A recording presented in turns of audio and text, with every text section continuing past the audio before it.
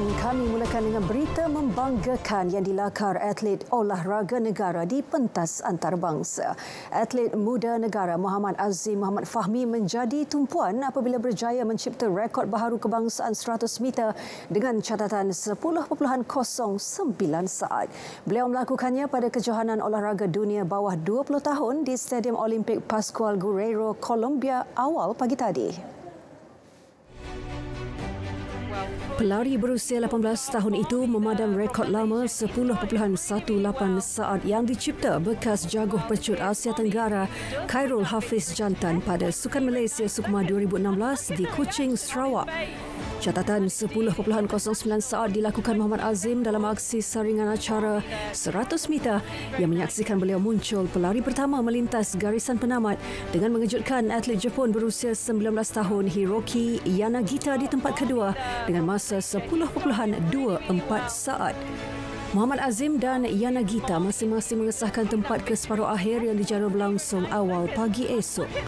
Muhammad Azim menyertai kejohanan olahraga dunia B20 dengan reputasi sebagai remaja keempat terpantas Asia, masing-masing dalam acara 100 meter dan 200 meter berdasarkan catatan masa sehingga Julai lepas.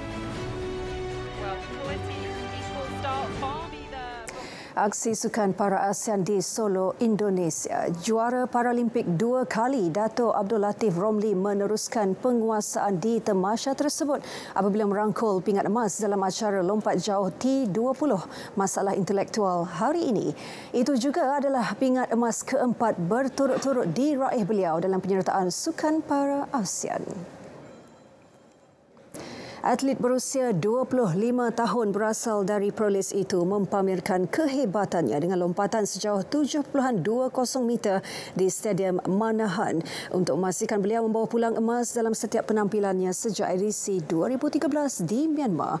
Walaupun jarak yang dicatatkan pagi ini masih rendah berbanding rekod dunia 7.64 meter yang dilakukan pada Sukan Para Asia 2018 di Jakarta, Dato' Abdul Latif masih gembira kerana ia merupakan kejohanan pertama sejak hampir setahun berehat selepas mengalami kecederaan pangkal paha ketika mempertahankan emas di Sukan Paralimpik Tokyo 2020 pada September lepas.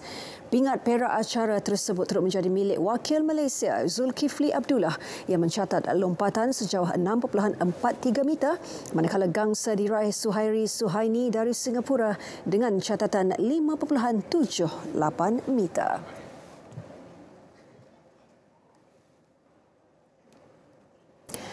Perkembangan Sukan Commonwealth Birmingham 2022. Pemain bowling padang berpengalaman negara Siti Zalina Ahmad kembali meraih pingat individu dalam tempoh 16 tahun setelah menewaskan wakil Norfolk Island Shay Wilson pada aksi penentuan gangsa acara perseorangan wanita di Birmingham. Dalam saingan tersebut, atlet kebangsaan berusia 43 tahun itu bangkit menewaskan Shay Wilson dengan keputusan 21-10 untuk meraih gangsa di Victoria Park, Leamington Spa. Terdahulu pada saingan separuh akhir, Siti Zalina tumpas kepada pemain dari Guernsey, Lucy Barra 15-21. Pingat emas acara berkenaan dimenangi pemain Australia, Alan Ryan yang menumpaskan Barra 21-17 di pentas final. Pencapaian terbaik bagi Siti Zalina pada penyertaan Sukan Commonwealth adalah sewaktu memenangi kejuaraan singles pada edisi 2002 di Manchester, England sebelum mempertahankan gelaran tersebut pada edisi 2006 di Melbourne, Australia. Menteri Belia dan Sukan Datuk Seri Ahmad Faizal Azumu yakin sukan angkat berat bakal disenaraikan semula sebagai sukan teras negara susulan pencapaian cemerlang sukan itu. Beliau juga percaya sukan angkat berat negara mampu melahirkan jago-jago tempatan bertaraf antarabangsa. Saya percaya pihak Majlis Sukan Negara tentunya akan memberi sekali lagi perhatian untuk mengembalikan sukan angkat berat ini kepada menjadi sukan teras.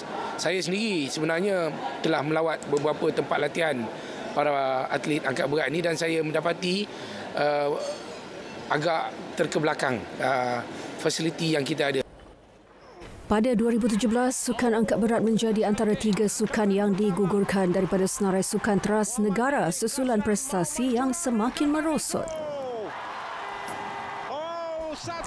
Aksi Liga Super Johor Darul Takzim JDT terus mempamerkan aksi cemerlang dengan mengukuhkan kedudukan sebagai pendahulu selepas menewaskan KL City FC dengan kemenangan 5-0. Kemenangan itu juga amat bermakna buat jurulatih baharu JDT Hector Bidoglio. Dalam perlawanan tersebut, JDT banyak mendominasi permainan dan berjaya memanfaatkan semua peluang di laman sendiri. Gol pertama JDT dihasilkan seawal minit ke-6 menerusi sepakan penalti yang disempurnakan Bergson selepas Fernando Forestieri dijatuhkan dalam kotak penalti.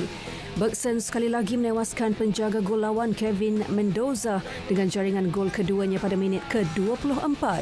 Leandro Velakis menambah derita skuad The City Boys apabila menyumbat gol ketiga JDT hasil sepakan penalti minit ke-54.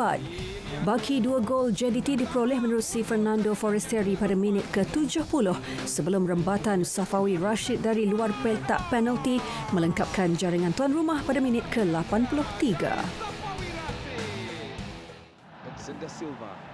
Dalam pada itu, Bidoglio mengakui kemenangan tersebut amat menggembirakan terutama selepas melihat aksi bertenaga dipamerkan pemain JDT.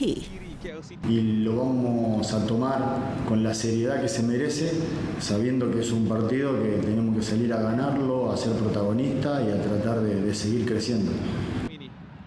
Abjai meloloskan diri paksa. Sukan golf, bekas pemain nombor 1 dunia Luke Donald telah dinamakan sebagai kapten pasukan Eropah bagi aksi Piala Ryder 2023. Beliau menggantikan Henrik Stenson yang digugurkan daripada senarai asal. Menurut Donald, beliau amat teruja apabila diberikan kepercayaan untuk memikul tanggungjawab penting tersebut. Beliau juga akui akan memastikan pasukan melakukan persiapan terbaik menjelang aksi Piala Ryder di Itali. Pada bulan lalu, Stenson digugurkan kerana menyertai LIV Golf Invitational Series. Stenson turut melakar kecemerlangan tersendiri apabila memenangi aksi penyertaan pertamanya dalam kejohanan tersebut di New Jersey pada Ahad.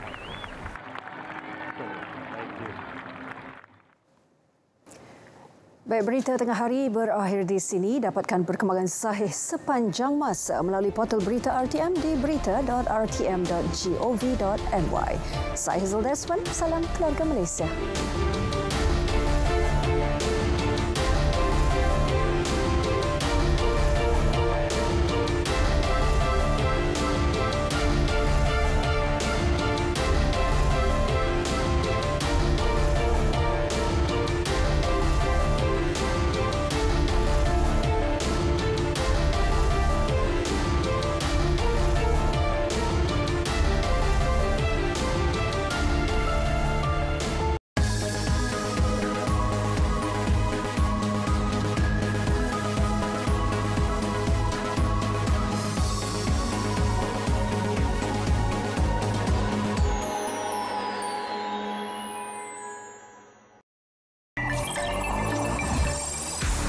Tahun baharu, BIS Malaysia berwajah baharu. Selain terus membawakan kupasan isu ekonomi semasa, kami turut menampilkan segmen baharu, Ringgit BIS dan Ikon BIS. Semua ini secara eksklusif Isnin hingga Jumaat di saluran berita RTM dan TV1.